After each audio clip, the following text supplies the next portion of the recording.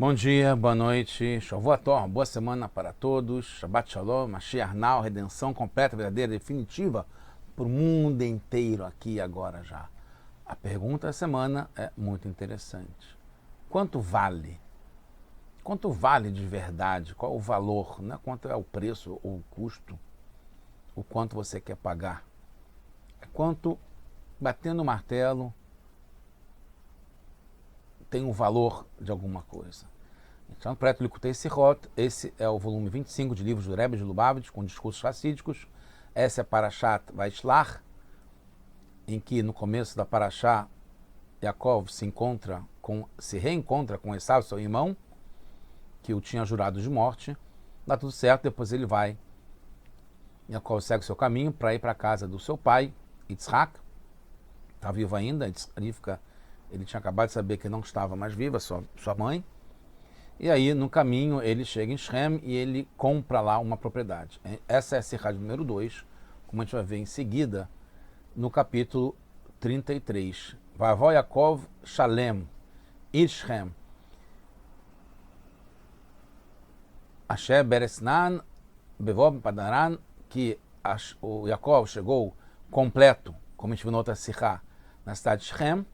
Depois, no outro passuco, fala, Vaiken et Helkat Asadeh, e ele comprou, adquiriu a parte do campo, aonde ele fincou sua tenda, dos filhos do Hamor, que era o governador, né, o rei, o dono da cidade, Avishem, que era o pai do Shem, né, que tinha o mesmo nome da cidade, Bemaxita. Na Torá, no Humash, fala que ele comprou com 100 quesita.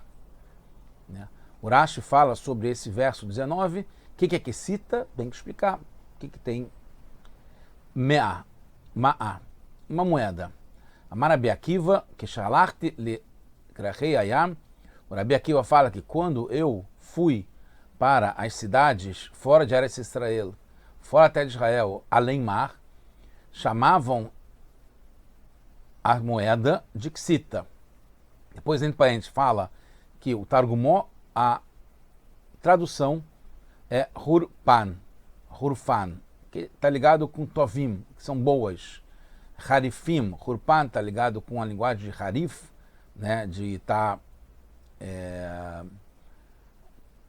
tá acentuado, né? Bechol Makom, ele é recebido em qualquer lugar, assim como tem no texto de Avraham, quando ele pagou pela Merat Marpelá, Ovela Soher. É uma moeda corrente que ela é negociada em qualquer mercado, é uma moeda forte. Né? Muito mais do que o dólar, por exemplo, hoje em dia, mas é uma moeda que ela aceita em qualquer lugar. O motivo pelo qual Rashi precisa explicar a palavra que cita é simplesmente porque não é uma palavra comum.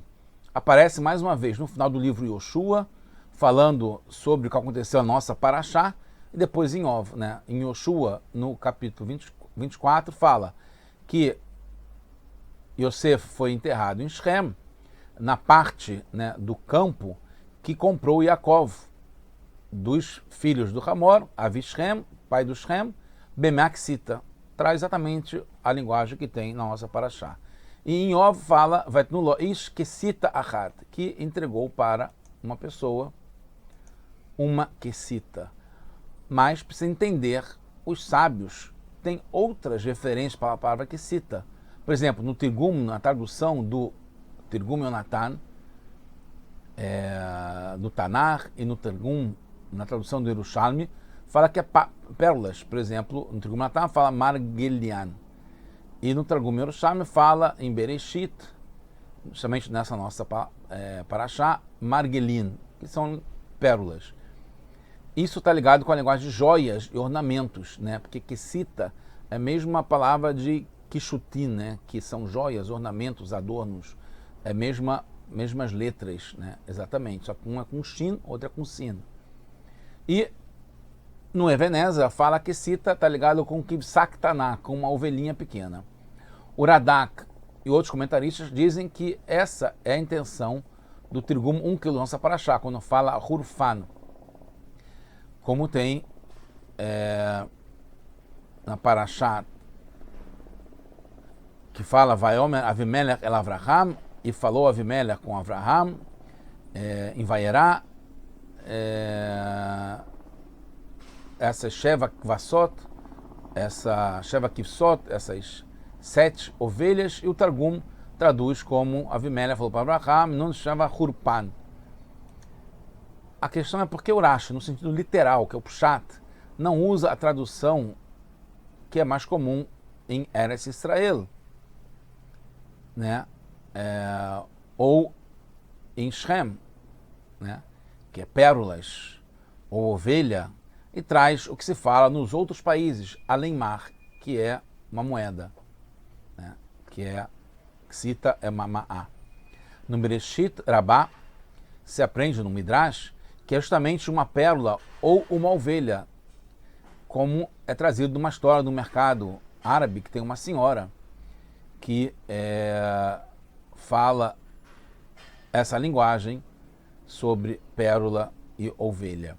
De modo geral, se compra com moedas, então dá para entender o Rashi, porque ele está falando que foi comprado com a moeda, e a moeda como que cita fora de Israel, numa cidade além mar. Então se compra com moeda de dinheiro. Mas, primeiro, naquela época se usava câmbios, pagamentos de um prostituto, por exemplo, que é o Mehir Kelev, o Etnan Zoná, como medidas, um tipo de escambo entre as partes, como está justamente no livro de Varim, capítulo 23. B. No nosso caso, quando se fala de uma quantia de 100 moedas, né, meia ksita, a Torá geralmente diz quanto é em shekalim, e não em moedas de outros tamanhos menores, como ksita é uma moeda de tamanho menor. E um shekel está ligado com 20 ma'á, que é esrim gerá, 20 gerá, a shekel. Então deveria ser ou 5 shekalim, que é o equivalente a 100 ma'á, ou seria 100 gerá, em vez de 100 quesita, porque quesita é a moeda como é o gerá. Já que Rashi explica que ma'á é gerá, então entende-se que não é ma'á, mas sim pérolas e ovelhas, etc. Mais ainda, na sequência, Shechem falou para Diná que é um absurdo o quanto dinheiro Bisbez desperdiçou o pai de Diná comprando esse lugar pequeno. Como o Rashi explica, né, que no Rumash fala, na Torá fala que ele falou ao coração da moça, da rapariga. E aí o Rashi explica, né, nesse versículo 3, o que ele falou para o coração da moça?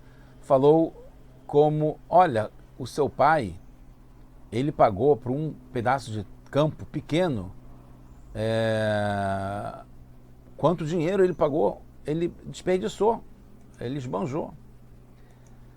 A fonte do Rashi é o Bereshit Rabá, onde tem vários comentários sobre a palavra que cita, mas sempre dá a entender que é uma quantidade de dinheiro grande.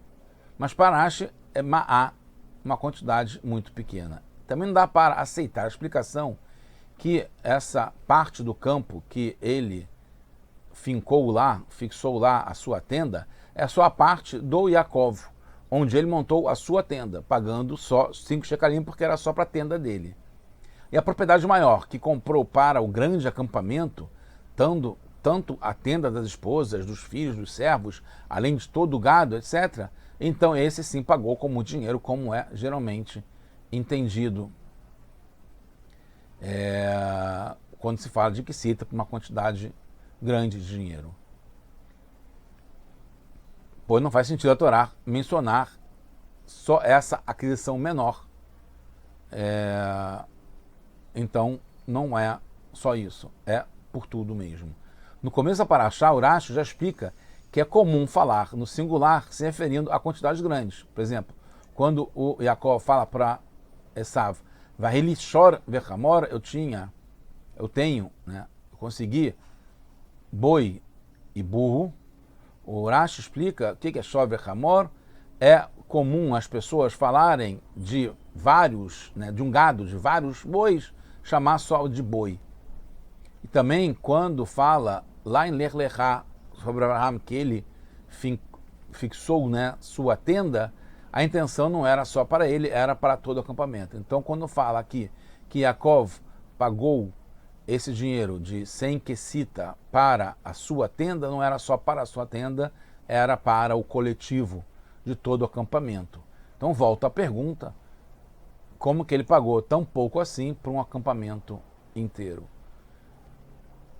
Outra coisa, primeiro, Rashi poderia ter falado simplesmente como está no Tratado de Rosh Hashanah, mas traz todo o assunto de quando fui para as cidades fora de Eretz Israel e que foi Rabi Akiva, etc, etc. Segundo, na Guemará que temos em Rosh Hashanah, fala sobre foi para Afrique, pode ser África, mas não fala sobre as cidades fora da terra de Israel, além mar. Terceiro, o Rashi traz o nome do Rabi Akiva e na maior parte das vezes não traz nomes, né? Como por exemplo, depois em Levarim Beit, né? No segundo capítulo, que fala, isso já é um outro assunto, no Dvarim Beit, quarto, né? Que fala Gam Maim Tichru Meitam, e vocês também vão Tichru, com eles água. O Rashi explica sobre o verso 6 no capítulo 2, que é Tichru Leshon Mikach Vehen Ashar Asher Karitli, e aí também fala um versículo que tem em Bereshit, capítulo 50, que nas cidades fora de Israel, além mar, chamam Mechirá, Kirá. Então essa linguagem de Kirá, Karit, está ligado com Mechirá, como foi visto nas cidades além mar, como está em Rosh Hashanah, justamente no Tratado de Rosh Hashanah. Na Guemará fala que é o Rebbe quem diz isso, mas ele, o Rashi, não traz.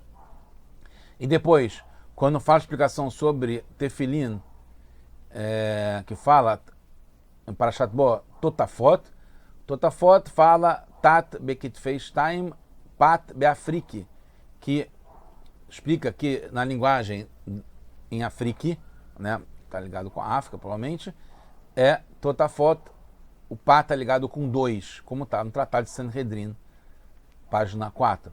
E o Rashi não diz quem que fala que é isso, que Pat está em Afrique, é 2 em Afrique. E foi o Rabi Akiva que falou. Então você vê dois casos aqui que tem sobre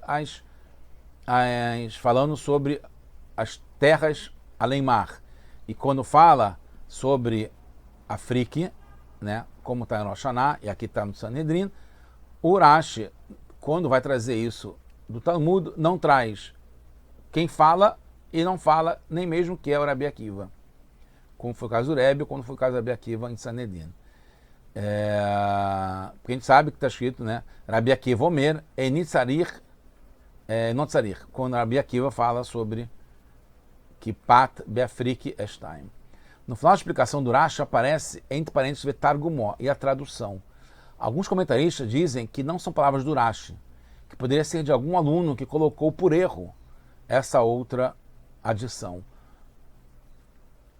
Como poderia ser Hurpan, Tovim, Harifim, Bechol Makom, que Hurpan está ligado com bons, que dá para trocar em qualquer lugar, é aceito em qualquer lugar. Segundo Targum, quer dizer ovelhas. Então, como que pode esse Rashi, ou o aluno do Rashi, falar que a tradução de Kesita é Hurpan, que está ligado com bons, que pode trocar em qualquer lugar. Segundo Targum, traduz Kesita como traduz Hurpan como ovelhas, não como Kesita. De qualquer modo, tem lugar também para essa explicação, que se chegou até a gente como sendo Rashi, então isso aí também faz sentido. Outra coisa, o Targum geralmente traduz ovelha como Imra, e em Vayará traduz como Hurpan. Então realmente tem essa tradução de ovelha como Hurpan. E pode ser que seja um adjetivo, que é como boas, prezadas. Um adjetivo para as ovelhas, que é uma outra palavra. Então Hurpan está ligado com bom, prezado, como essa tradução que o Rashi ou seu aluno traz. que tem a ver com Quecita e não são ovelhas. Explicação para tudo isso. Quando Yaakov chega em Shechem, na cidade de Shechem, ele deve ter comprado primeiro para ele uma propriedade pequena, pagando um preço normal. Né? Avraham, quando pagou 400 shekalim, shekel kesef, o verasocher, essa moeda importante que era usada internacionalmente pela Me'arat HaMarpelá, o lugar onde ele enterrou a Sará, e depois tem também Yaakov, Yitzhak, Rivka, Leá, ele pagou muito, o Avraham, pela Me'arat HaMarpelá. Mas aqui, que é em Hebron, mas aqui Yaakov estava no caminho de encontrar com seu pai, Yitzhak, que estava em Hebron, como ele falou na saída, né, Vayetze, da casa do pai. Veshavte beshalom el beit avi. Eu vou voltar para a casa do meu pai. Então, não tem sentido ele, no caminho, encontrar outro lugar e pagar caro para um lugar para ele ficar morando. Yaakov comprou na floresta de Shem, onde ficou 6 meses, e não em Sucot, onde ele ficou 18 meses. Então, não foi para se fixar lá, mas sim expressar seu amor pela terra de Israel. E aí, quanto vale? Vale muito, porque era o amor dele pela terra de Israel. E foi assim que chegou e teve a oportunidade de comprar alguma coisa de terra em Israel. Não era como moradia para sempre, era moradia temporária, então não faria sentido pagar um valor muito alto. Por isso que Rashi não pode aceitar a tradução de pérolas, porque ele não pagou caro, mas ele pagou uma moeda que vale muito, porque era o amor dele pela terra de Israel. Surge agora uma outra questão. Por que precisaria então dizer quanto pagou por um campo? Com relação a Avraham se entende, pois a Torá quer expressar a vontade por ter uma propriedade na terra de Israel e tirar da posse do Efron para poder enterrar a Sará.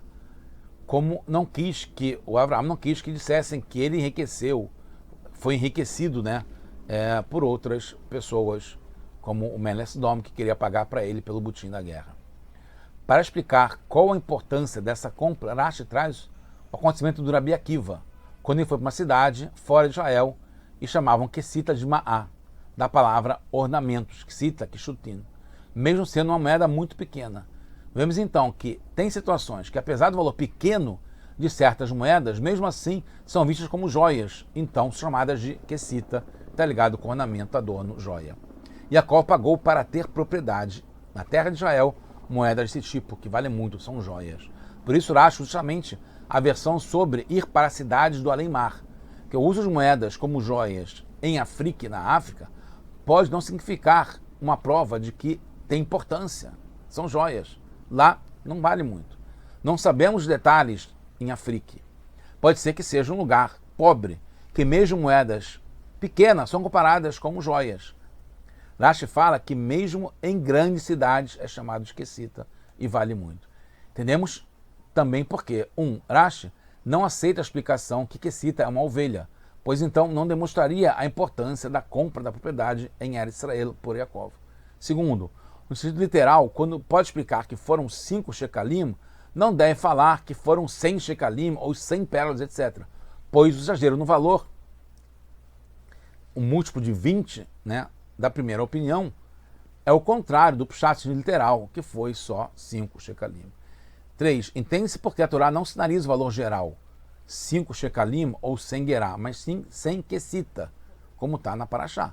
Pois a ênfase não é no valor monetário, mas que Yaakov pagou pelo campo com algo que funciona como kishutin, quecita, joia.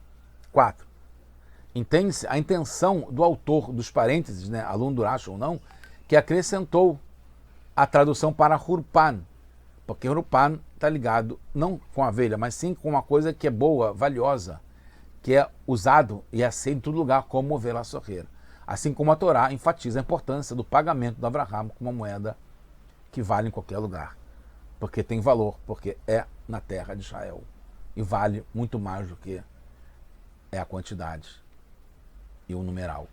5. Entendemos então porque Rashi conclui com a história de Shem falando para Diná que o pai esbanjou dinheiro, uma parte pequena do campo. Não implica necessariamente um valor enorme quando você esbanja, mas sim pode ser um valor pequeno, mas que é totalmente desproporcional, sem necessidade, sem ser o valor obrigatório normal. Já que Jacob estava lá bem temporariamente, parecia para Shem que o Shem não entendia como a terra já era tão preciosa aos olhos de Jacob e pagar 100 quecita, uma moeda especial tão valiosa, por um pedaço pequeno de terra. Então ele esbanjou. Justamente é importante entender que ele esbanjou, porque demonstra mais ainda o quanto ele valoriza a terra de Israel. Na Parashat Vayera, depois no livro de Shemot, quando Moshe reclama com Hashem, e Hashem fala, mas os avós, os antepassados, Abraham, Isaac e Jacob, eles não reclamaram como você. E aí ele fala lá, o Rashi explica, né? Na verdade Hashem fala que eu te cumpri, eu fiz um pacto com eles para dar a terra de Canaã, que é a terra onde eles vão morar e onde eles moraram. É a terra de onde eles moram. E a terra de Israel, que é muito prezada para Hashem e para os avós. E aí depois o Rashi explica que quando, no verso 9, depois no outro passuk, que quando Avraham, ele foi enterrar Sará, ele não encontrou um lugar para sepultura, até que ele comprou Bedamim Merubim, com muitas moedas. E Isaac também cavou lá os poços. E depois Yaakov, quando ele, é o verso que tem na nossa Parashá, Vaiken, ele comprou, adquiriu uma parte do Sadé para colocar lá a sua tenda. O Rashi, quando fala do Yaakov, não fala que ele pagou, Hashem não usa o argumento que ele pagou muito dinheiro, nem fala etc, que poderia indicar que é o valor de 100 quecita que ele pagou, porque na verdade foram só 5 shekalim, então o Rashi não traz isso. Para concluir, a gente vê que o Rashi menciona Rabi Akiva, pois Rabi Akiva se comportava com Hassidut, além dos limites, e sempre valorizava a terra de Israel e o povo de Israel, como está no Tratado de Sanhedrin, página 110b, que fala, né, que explica que a Torá acrescenta as palavras sem quecita,